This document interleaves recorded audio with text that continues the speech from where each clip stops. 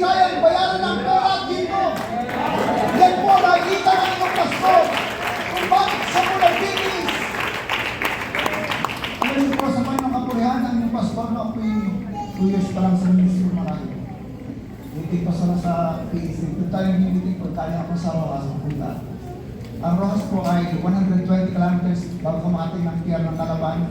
Sakay ka ng barko, sasakay ka ng bus, papuntang Batangas, papuntang PAC. Doon po ang meeting namin.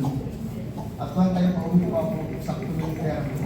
Bigla ako pinamay ng pastor, may 500. Year 2000, ang laki ng puno. Ang pamasahe naman ay 200 pesos. Marami, nasa doon. Papunta sa at alam niyo po ako sa pampayo na naalala, kayo mga batang pastor, hindi lahat ng problema ng church ay puproblemahin mo. Problema ng Christian. Nakalala ko rin ang klaseng pastor. Nag-aalala ko sa maraming bagay bilang presbyter. Sabi niya sa akin, Brother Edward, ang gawin mo matulog ka lang ng hindi. Lala kong simbahan. Ang ibig sabihin niya, ang Diyos ang nagpapalago. Gawin mo ang kaya mong gawin at huwag ka mag-alala sa mga bagay na hindi mo kayang gawin. Huwag tayo mag-alala sa araw ng bukas. Maging masipag lang tayo, huwag lang tayo mag-alala sa mga bagay-bagay. Lalo sa mga bagay. Ang Diyos ay gumawa na bago pa lamang tayo ipanak sa mundo. Ang Diyos ay may maganda ng plano sa ating buhay bago pa lamang tayo iligtas. Alam niyo po pag ang tao ay maraming pag-aalala at nagdidepress, hindi makatulog, hindi makakain, yun po ang nangyari, nagkakasakit ang tao. Pero pag mahiting ang tulog niyo, huwag lang sa simbahan na. Nakakikitay na. Sabi ko kay Pastor, sa klaseng pastor, ba't wala kayong sasakyan? Wala pang sipag-marating ang blessing. Yung mga batang pastor, ang gaganda na ng kotse, pastor. Kita ko yung mga bats nila, yung pastor. Pero alam mo, sabi ko ni Pastor na balik sa akin, darating yan. Binigay sa Panginoon, hindi ko naman cash. Hindi yan.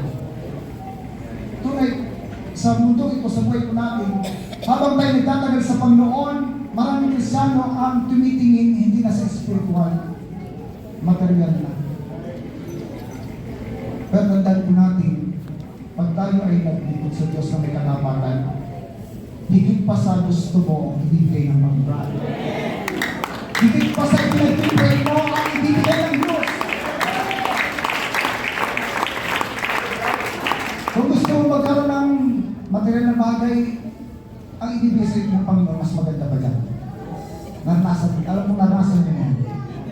Hindi ko pinag-pray ko, pero mas maganda ito sa pinag-pray ko. Sa mga binata at dalaga, huwag kayo mag-aalala sa inyong mga pangasawa.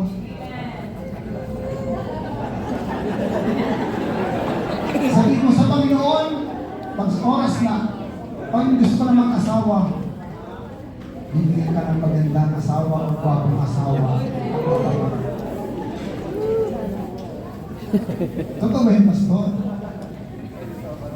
Sabi ko, nung time na yun, parang gusto kong mag-asawa.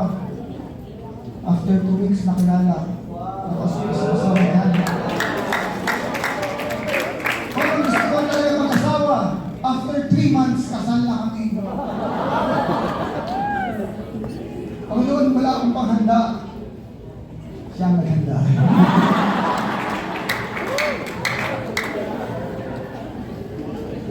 Ang Diyos na ang kapala. Kung tayo mag-alala sa buhay, mga binata at dalaga, kaya yung ibang mga lalaki, mga binata, marami nagiging girlfriend. Wala din yung pasal. Sa ibang simbahan.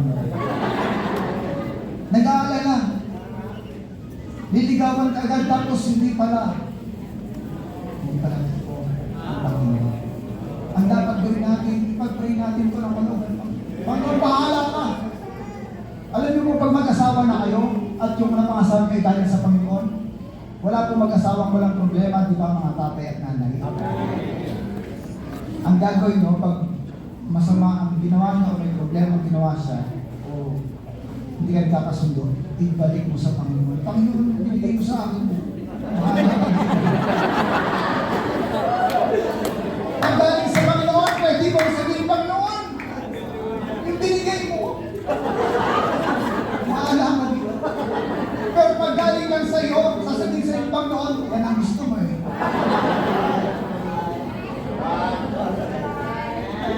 Nabi sa rin muli ang Diyos. Wala ko yan dito sa sulat na. Praise Lord. Ang panalangin na tayo ay mag-ugat at magtutibay sa pag-ibig. Pag-ibig sa Diyos at pag-ibig sa ating kapwa. Alam mo po itong pinakamahirap gawin ng pag-ibig. Hindi sa lahat mga ito yung pag-ibig sa Diyos. Minsan may mga awit tayo na ang Diyos ay mabuti. Ang nasa English na ang Diyos ay mabuti. Dahil dito ay binibigay ko ang aking buhay sa iyo. All my life, ang chorus na.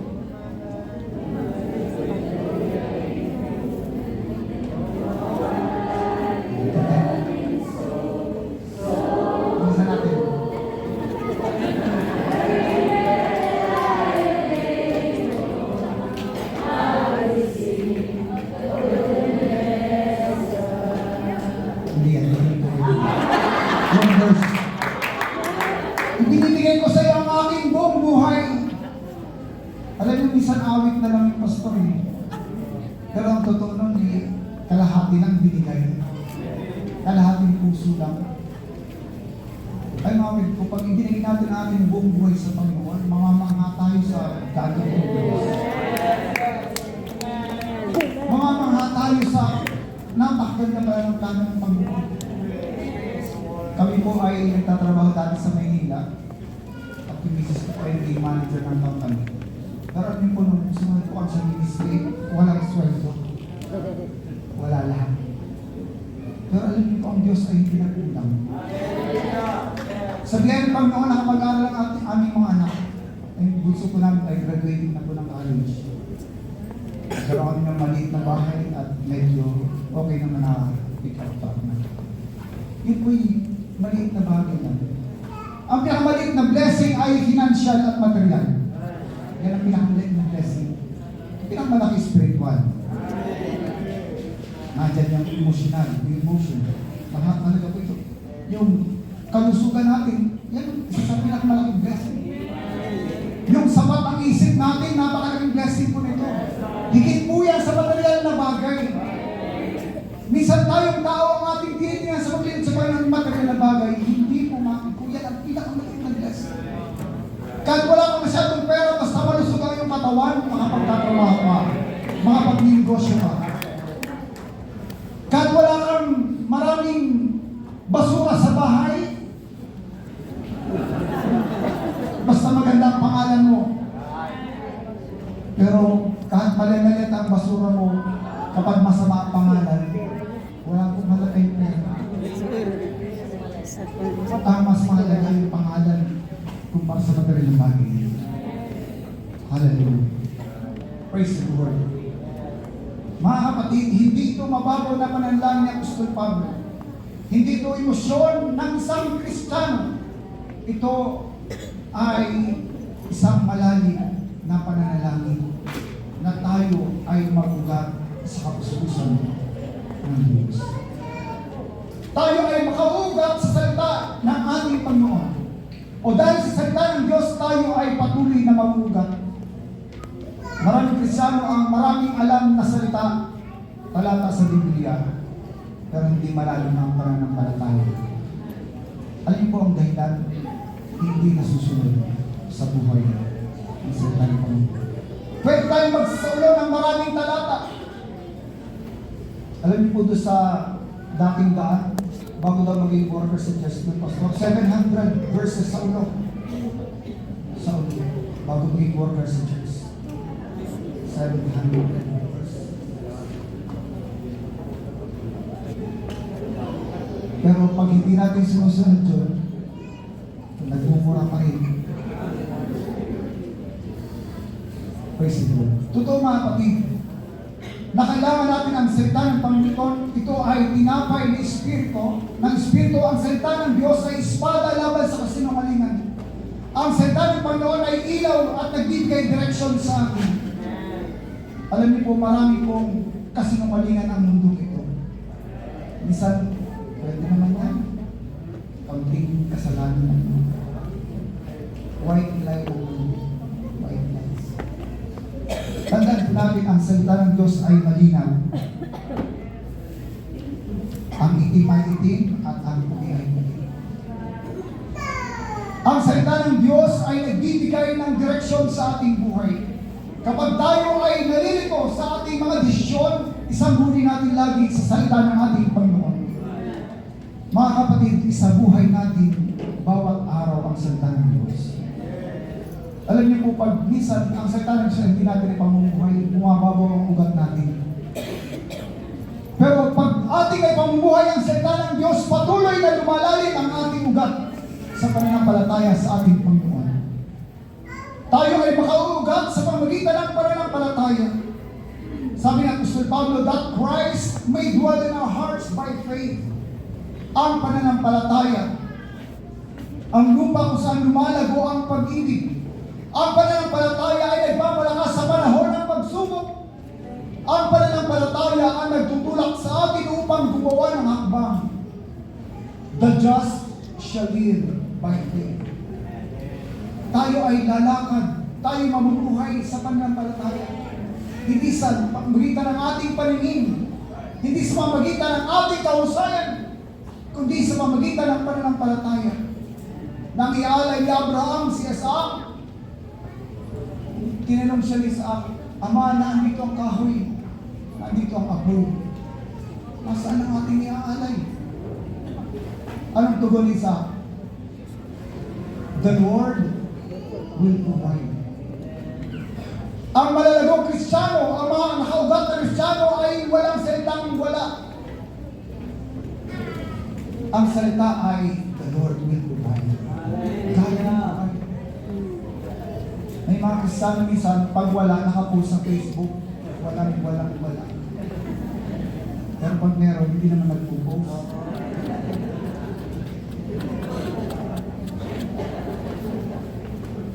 Mga kapatid, ako po'y pinagpala ng Panginoon. Sasabihin ng iba, hindi ramdam. Pag sinabing tayo pinagpala ng Diyos, dapat maramdaman ng ating kapatid sa Panginoon, ang ating nasa buhay. Alam niyo mo, magandang payo, maglaan tayo ng porsyento para sa pagtulong sa kapwa. Iba pa yun sa gawain ng Panginoon. Para pag dumating ang kamag-anak, lalo hindi mahal universe ng may tayo mahal konti. At sasabihin na ikaw ay pinagpala ng Diyos. Alam niyo po, pag ikaw ay nagigay sa iyong kapwa, ang pakiramdam lagi nila ay pinagpala ka, marami kang pera. At magandang kaisipan yun para sa iyo. Lahat ng sabi, amen. The Lord will provide. Ang Diyos ang magpo-provide. Sa paglilingkod natin sa Panginoon, pag dumating tayo sa kawalan, the Lord will provide. Alam ko marami po kayong patotoo tungkol sa pag-provide ng Panginoon. Nagkaroon po tayo ng simbahan sa Kalapan. Bago po simbahan, Pastor. Mawag po siya ng 2,017 na rin yung At balik lang po simbahan, mga tungkol lang po yung simbahan. Alam niyo po, galing po natin sa Panginoon. Naghanap po kami ng norte sa Kalapan ng mamahal. At pag naghanap lang pala ng norte, kailangan mo ng pera. Ilagay mo sa akin, magkano pera niyo, Pastor? Wala naman kami pera, ang kailangan ni norte.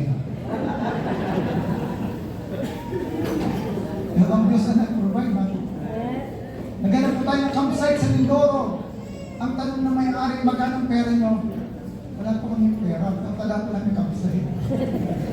Sabihan pa rin, nabihan po natin yung campsite.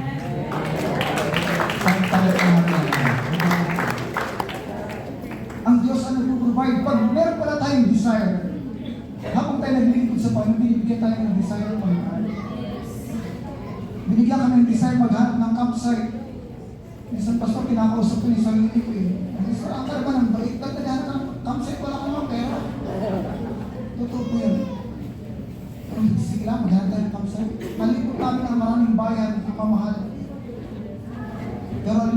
nag-design pala sa ating puso na may galing sa Panginoon. At ang Diyos din na mag-provide ng pera para sa mga bagay ito. Kaya pag nagkaroon ka ng desire, mga ko, ipagpray mo sa Panginoon. Gagawin din ng Diyos sapagkat yan ay galing sa Panginoon. Yung nasa ng ating puso, ang Diyos din nagbibigay. At kapag ito'y kalooban ng Panginoon, huwag ka mag-alala. Gagawin ito ng Diyos sa iyo. Hallelujah. Nagkakaugat tayo sa panalangin at pag-aayuno. Alam ko kung kayo nananalangin at nag-aayuno. At ito po ang isa sa mga dahilan kung bakit tayo nagpatuloy at nagpapatuloy sa ating Panginoon. Hindi mo nawawalang kamuluhan ang iyong panalangin at pag-aayuno ako. Tayo ay nagkakaugat dahil sa pagtatalaga ng ating buhay. Pag hinayaan pala natin ang Diyos na maghari sa ating buhay, tayo ay titibay sa pananampalataya. Pero hanggat hindi natin binibigay ng buo ang ating buhay, mahina ang ating pananampalataya. Kapag binigay natin buong-buong Panginoon, Lord, let your will be done. Ang kalooban mo ang mangyari sa aking buhay. Ang Diyos ay kinilos ng balayan at tayo patikumpahin. Hallelujah. Ang ating dedikasyon, ang ating pagsuko, ang ating pagbibigay ng oras, talento, maging ang mga kayamanan na meron sa atin. Alam niyo po, minsan mahirap magbigay sa gawain ng Panginoon. Totoo po ba na mahirap magbigay sa gawain ng Panginoon? Sa yung isipan pa ng pastor, ang dami ng kaibig. Pag nakita niyo yung report ng pastor, 22 slot po yung giving ng mga pastor. Sa atin dito, tayo sinorpray sa department sa kaunti lang. Mga pastor, ang dami ng giving. Pero alam mo po, kapag hinayaan natin ang Diyos na maghari sa ating mga finances, Panginoon, parang palooban mo, higit tayo pagpapalain. Maging instrumento tayo ng Panginoon. Ang pangalan ng Diyos, ikaw ay pagpapalain at tayo magiging pagpapala. Alam niyo po yung tayo pagpalain, mas mababaw po yun. Ang mas malalim, tayo magiging pagpapala. Kapag malalim ang ugat natin, hindi makikinabang lang ang ugat, kundi ang dahon at ang bunga. Ganun din po ang isang malagong Kristiyano. Kapag siya ay nakaugat ng malalim, maraming pagpapalain. Magkakaroon ng mga ibon, magkakaroon ng magandang hangin sa kapaligiran dahil sa mga punong kahoy na malalago ang ugat. At yan ang nais ng ating Panginoon at tayo ay lumalim sa pag-ugat at maging pagpapala po tayo. Kapag tayo ay mapagbigay sa kapwa, sa gawain ng Panginoon, walang limitasyon ang blessing ng Panginoon. Kaya lang pagpalain tayo ng higit pa sa ating pangailangan.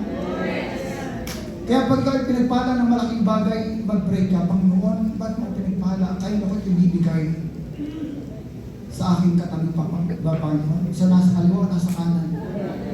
Nasa kaliwa at kanan. Tayo ay makaugat dahil sa pagsunod sa ating Panginoon. Ang isang Kristiyanong masunurin, mas matibay ang pananampalataya sa Diyos. Pero pag yung medyo may konting katigasan ng ulo tayo, hindi tayo masyadong matibay sa pananampalataya. Kaya tayo medyo matagal na sa Panginoon. Pag ang isang Kristiyanong masunurin, siya ay mabilis na lumago at magtumibay ang kanyang ugat. Ang pang-anim, tayo ay magkaugat sa pag-ibig. Ang pag-ibig, ang unang bunga ng Espiritu. Ang pag-ibig, ang pundasyon ng paglago. Tayo ay makaugat dahil sa pagkilala sa ating Panginoon. Hindi reliyon ang Kristyanismo, ito ay relasyon sa Diyos. The more you know Him, the more you trust Him. The more you trust Him, the more you love Him. The more you love Him, the deeper you will grow. Sabi ng Apostol Pablo, upang aking makilala siya ng lubusan. Ito po'y hindi patungkol kung ano siya, kundi patungkol kung sino siya sa ating buhay. tayo ay makaugat upang mapuspos ng Diyos. Tayo ay mga pupuspos hanggang sa buong kapuspusan ng ating Panginoon.